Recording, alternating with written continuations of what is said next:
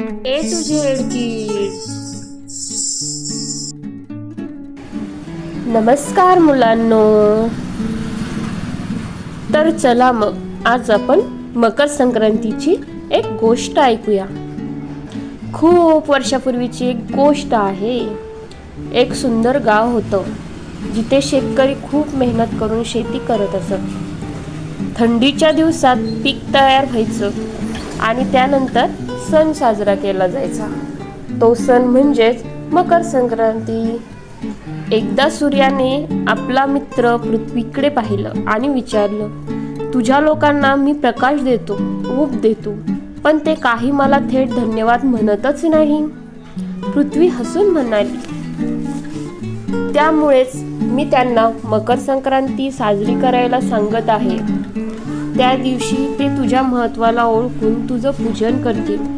मकर संक्रांतीचा दिवस हा सूर्यदेवतेचा विशेष पूजन करण्याचा असतो.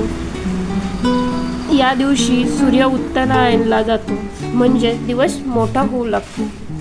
लोक गोड गोड तिळगुळ खाऊन एकमेकांना म्हणतात, तिळगुळ घ्या आणि गोड गोड बोला.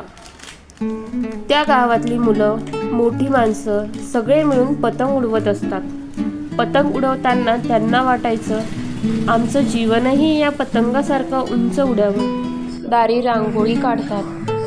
तसेच या दिवशी सुवासिनी आपल्या पतीच्या दीर्घायुष्यासाठी देवाकडे प्रार्थना करतात आणि एकमेकींना सुवासिनींचं वाण देतात. त्यानंतर सगळे एकत्र येऊन पोळ्या तिळाच्या लाडवांचा आस्वाद घ्यायचे. त्यांना आनंदित बघून सूर्यदेवतेलाही खूप आनंद व्हायचा. मुलांनो, हीच गोष्ट दरवर्षी आठवून मकर संक्रांत साजरी करतो. सूर्याच्या ऊर्जेला धन्यवाद देतो, गोड गोड खातो आणि आनंद साजरा करतो. तर मुलांनो, तिळगुळ घ्या आणि गोड गोड बोला. आमच्या चॅनलवरील ही तुम्हाला संक्रांतीची गोष्ट जर आवडली असेल तर प्लीज आमच्या चॅनलला लाईक आणि सबस्क्राईब जरूर करा. धन्यवाद.